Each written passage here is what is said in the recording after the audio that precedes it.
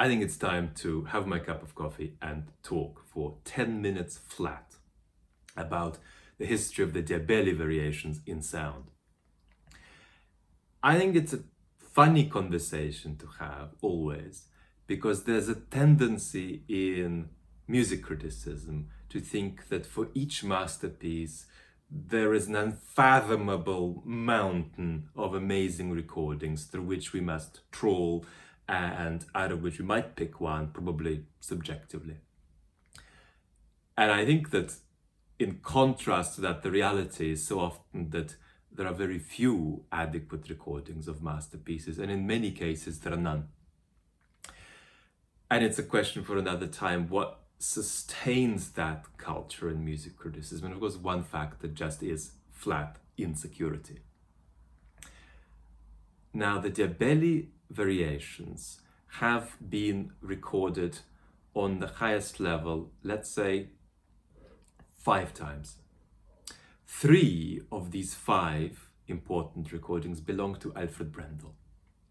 Now, Alfred recorded the Diabelli Variations 4 times, and so the recording of his that is omitted from this top 5 is his early reading when he was in his early 30s for Vox.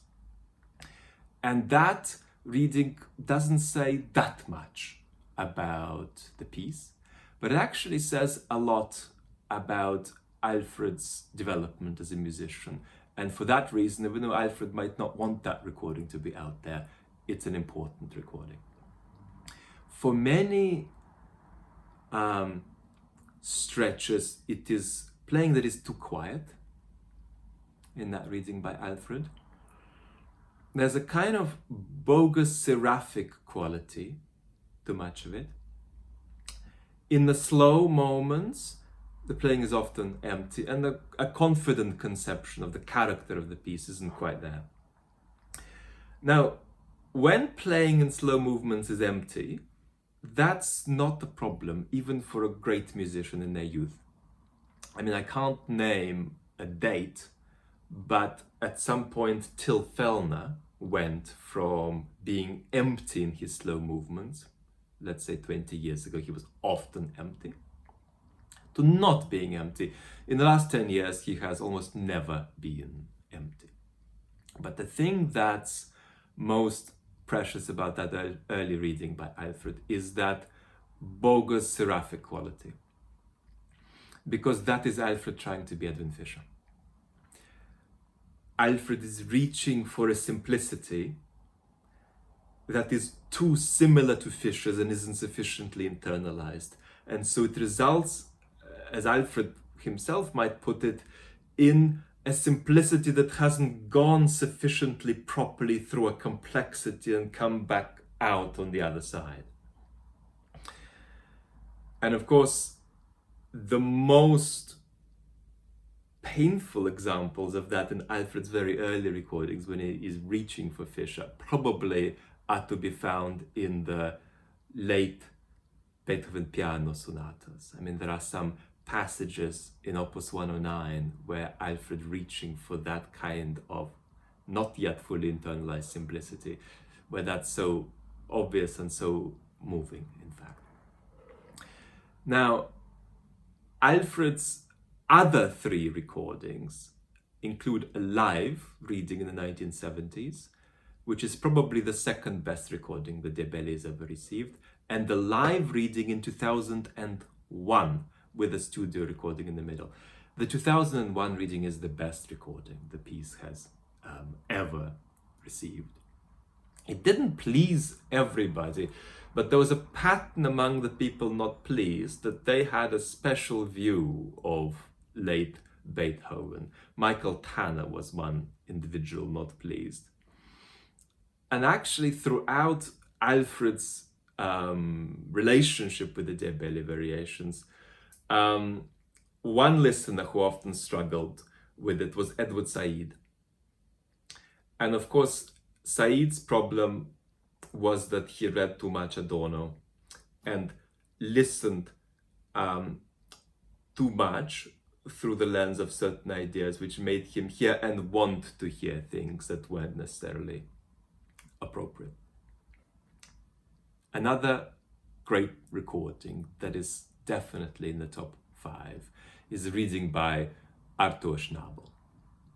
Now, Schnabel is one of the great pianists, but nevertheless, most of his recordings sound like he is the man running for the bus, late, with bags full of shopping, and stuff is falling out of his shopping bags as he runs. Now, that's only borderline true in the Diabelli Variations, which make the recording work. So maybe stuff pops out of his shopping bags, but it manages to fall back inside. The other recording that is included in my top 5 is the reading on a period instrument by Andreas Staier, from which I learned a lot.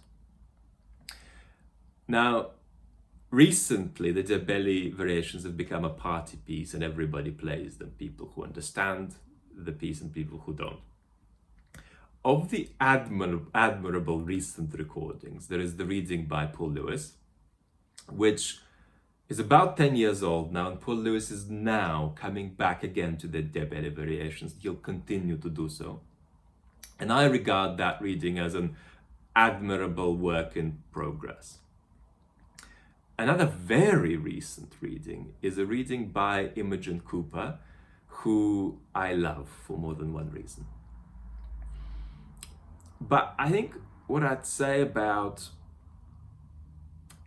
Imogen's great strength, and I'm not sure she'd agree or even recognize what I mean, but still, what I'd say is that she is best at expressing first personal emotion.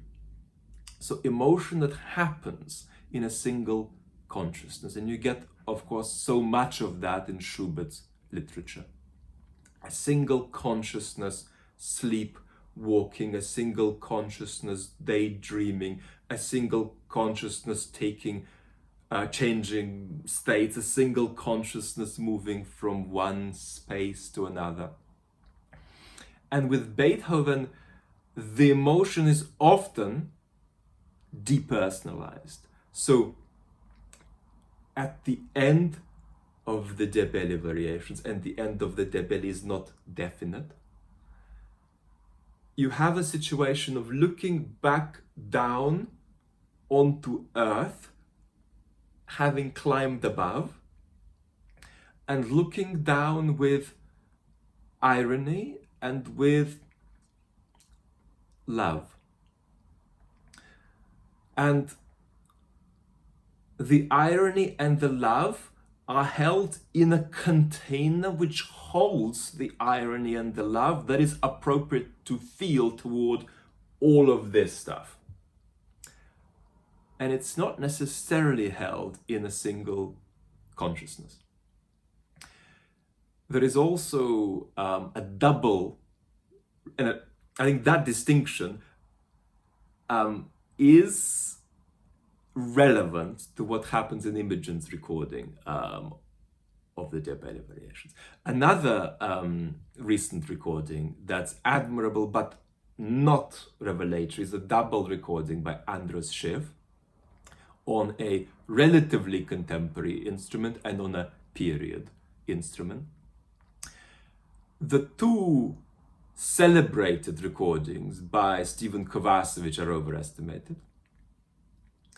And if you had to pick one of the very recent recordings, none of which make the top 5, the one you'd actually pick is the reading by the extremely young Filippo Gorini. Thanks so much for watching. A great way to show support is to click the subscribe button below.